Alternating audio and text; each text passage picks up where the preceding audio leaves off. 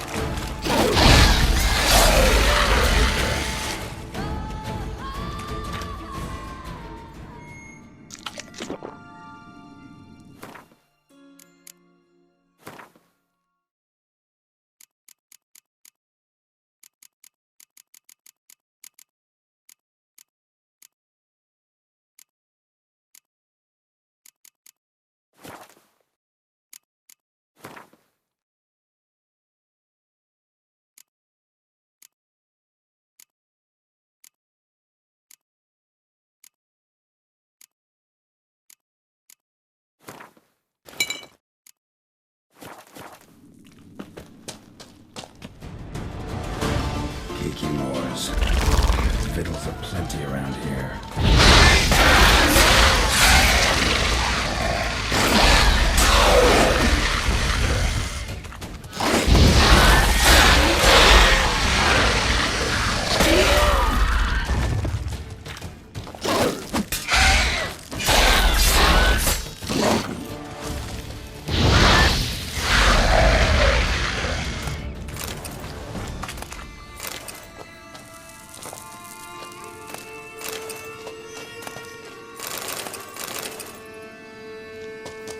Kicking more eggs. Need to incinerate these to ash.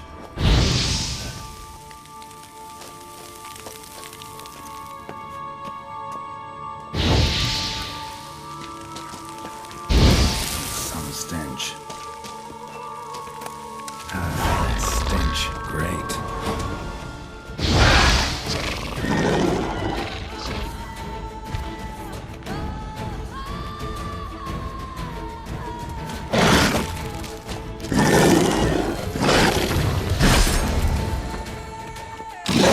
Not good.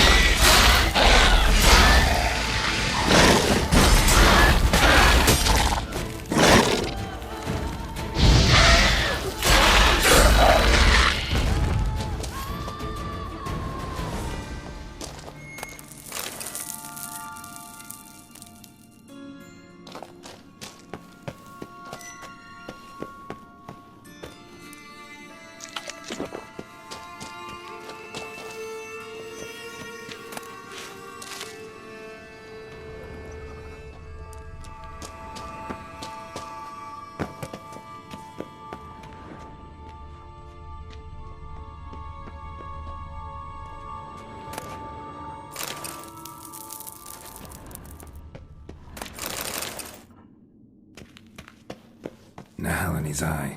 Ought to use it.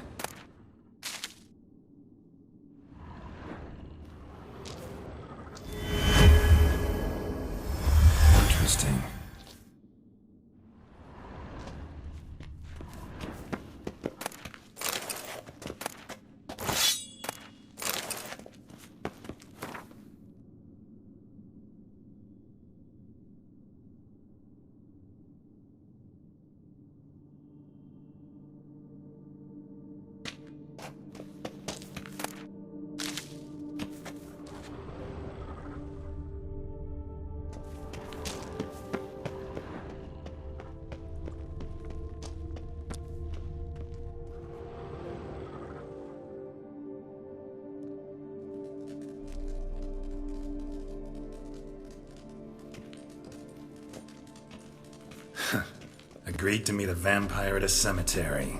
How much more cliché can you get? Nothing comes readily to mind. Could have left the door unlatched. What of my privacy? I value it rather deeply. Unmolested, especially by unwanted guests, that's my preferred state. Besides, I knew you'd find a way to get in. True enough. Need to find your friend. I'm hoping you'll agree to help.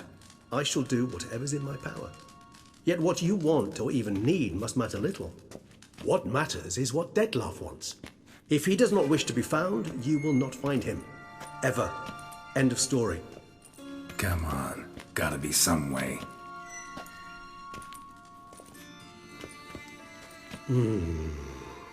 Vampires can evade detection by the senses, and no divination magic works on us.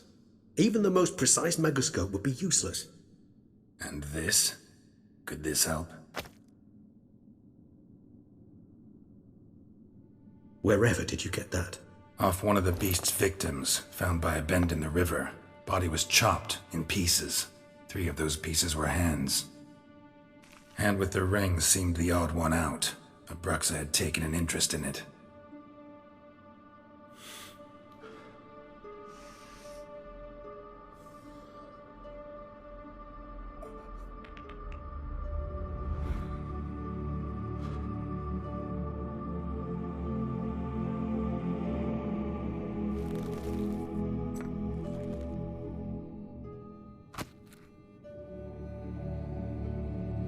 It's Detlef's hand, without a doubt. It will do splendidly.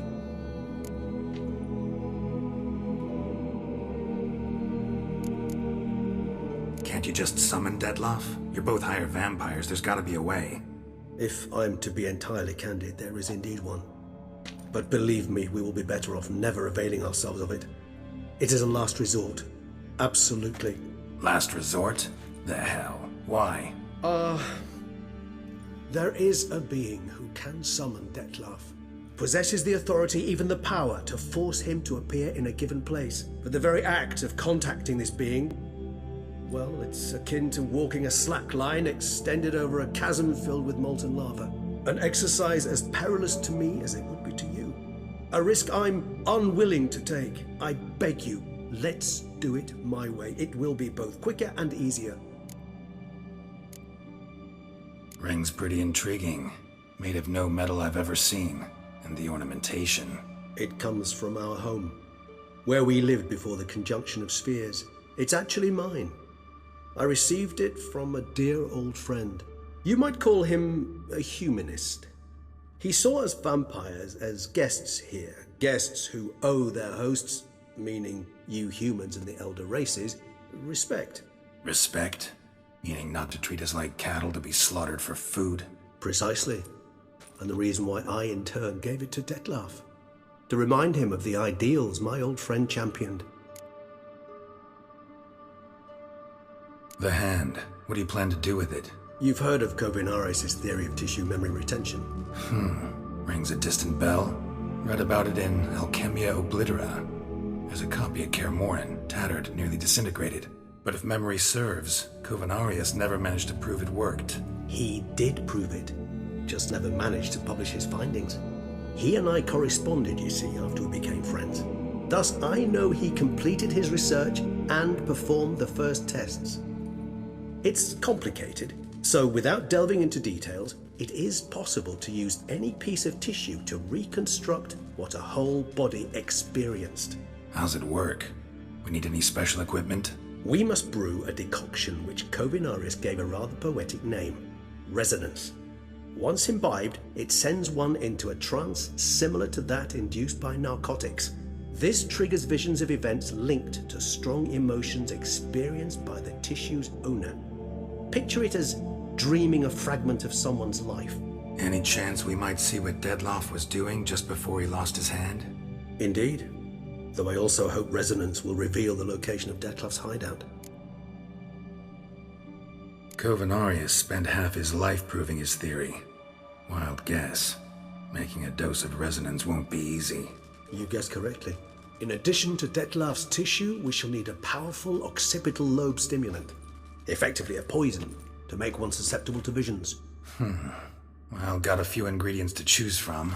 Unfortunately, all are pretty rare. There's mamoon glands, but closest ones I know of are in Vizima. A spotted white saliva would also serve, but they were culled to extinction over a century ago. Could go with a kobold's eyes, but the creatures are sentient. Rather not gouge one's eyes out. Given that we lack the time to sleuth this out ourselves, permit me to summon some help.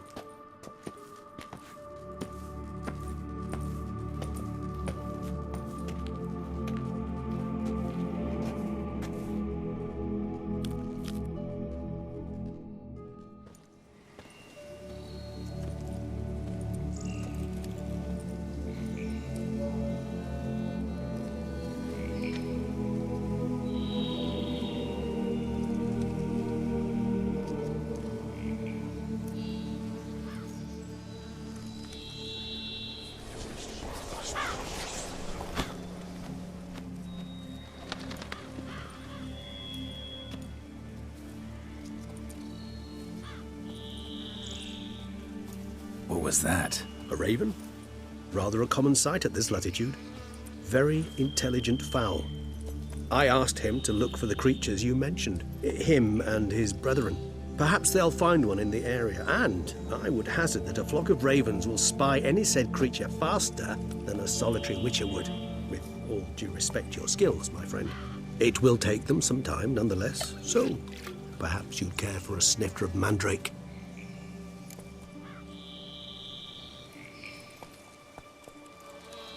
Rarely say no to a snifter.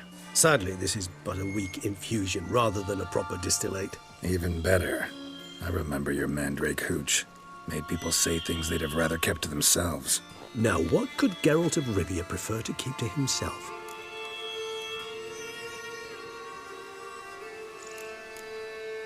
Everyone's got some secret. I agree wholeheartedly. I also believe it wise at times to share one's secrets, unburden oneself to those one can trust. This your sophisticated way of asking me if I trust you? I prefer almost always to ask you directly. It seems a test of intelligence, one you just passed. Maybe you should go first. Reveal one of your secrets. After all, you vampires lead very interesting lives. Anything in particular interest you?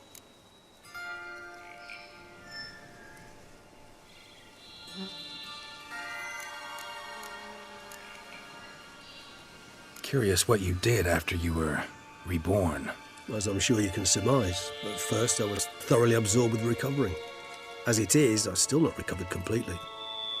Yet I was so weak the first year that I could not stand nor move on my own. Dettlaff bore my weakness bravely, showed great patience. If not for him, I wouldn't be here, and I'd have regenerated far slower. Once I could at last stand unassisted, I set off for Bruges, for my one-time home of Dillingen. There I led the peaceful life of a rural healer and surgeon, enjoying my neighbours' respect and, in fact, constituting the exact opposite of the monstrous vampire the populace imagines. Bruges, you say? Rebirth make you sentimental? Perhaps a dash. What of you? Where have you been? Ever find your Cyrilla? Back then, yeah. But we parted again soon after. And when the time was ripe, she came back. Defeated the wild hunt together. Seems I certainly missed quite a bit while I was absent. True enough. But it's a conversation we'll have another time. Need to know more about you now.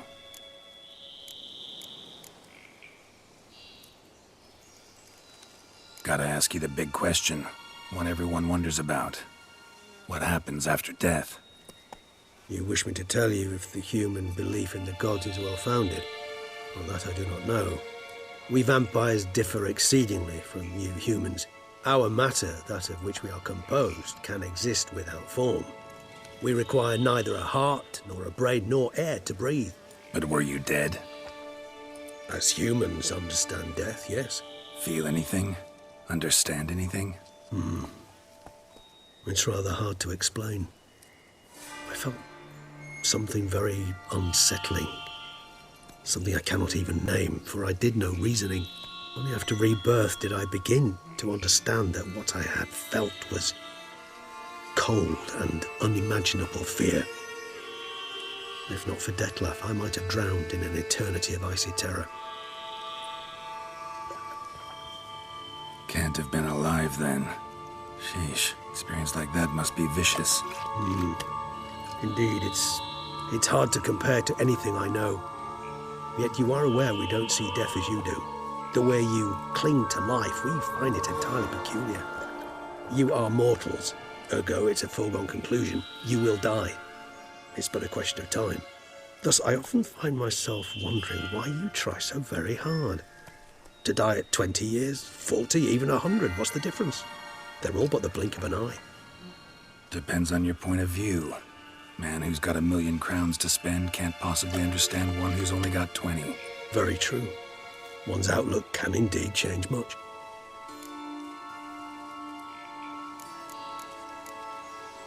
Got a new life, new body.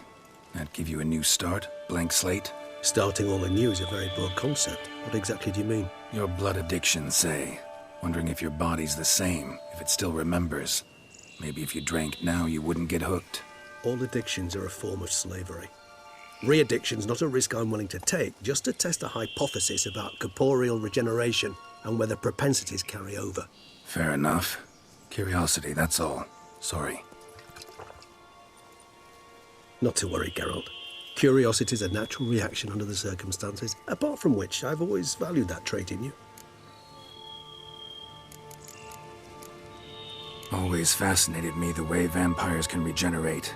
A hand growing back is one thing, but Detlef recreating you out of a wet smear? Something else entirely.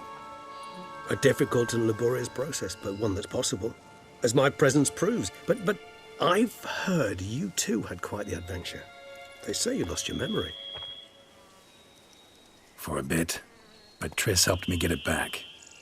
Actually, pretty damn lucky I only had amnesia. Yes, you humans are rather buggered in those terms. To strip you of life is, well, it's just plain easy. I've always pitied you in that regard.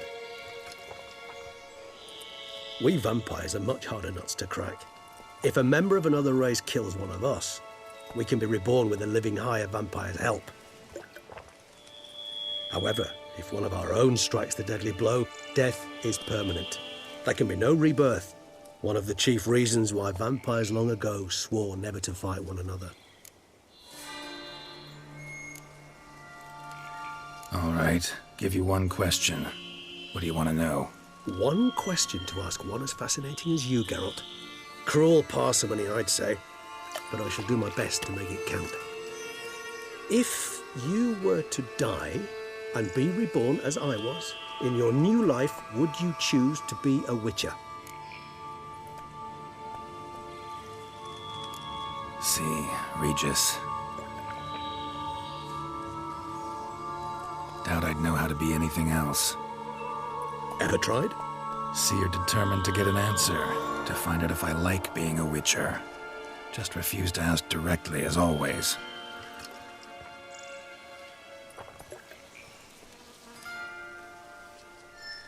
I like being on the path. I like picking up a lead, a trail. I like the tension right before a fight. And nothing gets my adrenaline flowing like battling a beast. Even gotten used to people treating me like a freak, an outcast. Yeah, not something I think about much, but I like being a witcher. Thank you for being honest. Honesty is an attribute of the truly brave, and thus a privilege of the very few. Still no sign of your winged friend. Sure it understood what you wanted? Dead certain. Let's wait a bit longer. It'll return soon, don't doubt that for a moment.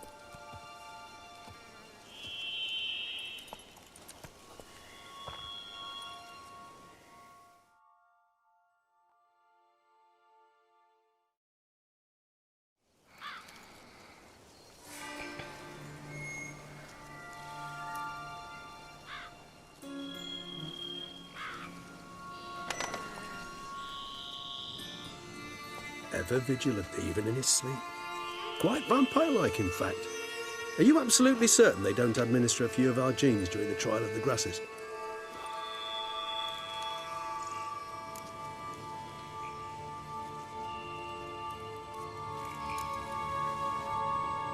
Appreciate the compliment.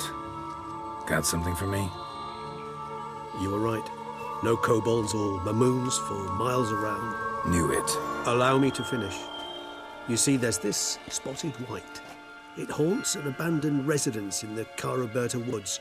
Impossible. My brethren hunted down every last spotted white before I was born. Then it seems you must revise your knowledge of spotted whites. For somehow this one managed to survive your brethren's onslaught. It seems I know this home it haunts. Recall a tale about it.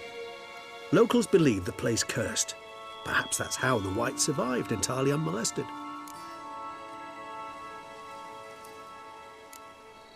Whites rarely appear in the woods, even less likely to find them in abandoned human homes. They inhabit remote wildernesses, old abandoned cemeteries. What's your point? This might not be a spotted white after all. Your little helper might have made a mistake. I sincerely doubt it. Ravens are devilishly intelligent creatures, and they've highly developed observational skills. What exactly did they observe? The area around the estate, it's covered in spoons. Spoons? Spare me the skeptical smile. I'm but the bearer of this news. Or perhaps this spotted white is a hoarder, or the spoons are somehow related to the curse. Know anything else about this curse? I don't recall much in particular. Really don't attach much importance to such things. It was mentioned to me as an anecdote, no more. Come on, search your memory. Something, anything could be important. I believe it had a relation to hunger, or, perhaps greed, rapacity. Someone was punished for something... Textbook definition of a curse, pretty much. Sorry, Geralt, I try not to clutter my mind with the details of every far-fetched tale I happen to hear. What are your thoughts? A specimen of a species thought long extinct, and a curse, in one place. That a coincidence, or are they related? Ah, professional curiosity. Personally, I've nothing against you delving into this dilemma, but please remember we need the white's saliva. Nothing beyond that. Let's do this. Start making your decoction while I go get some saliva from that white. Uses it in its brews. Do you imagine the white will simply sell you some? Worst case scenario, I'll bring you its salivary glands. They ought to do as well. For a moment there, I imagined you asking the white to spit into a vial. Quite amusing as a thought, but the salivary glands will do fine indeed. So, see you later. Yes, till later. I shall start by perusing some tomes. Tomes? Thought you were gonna make this decoction. We require one last ingredient. Alas, obtaining it could prove a trifle toilsome. Thus, I hope to identify a suitable alternative. All right. Good luck. And to you, my friend.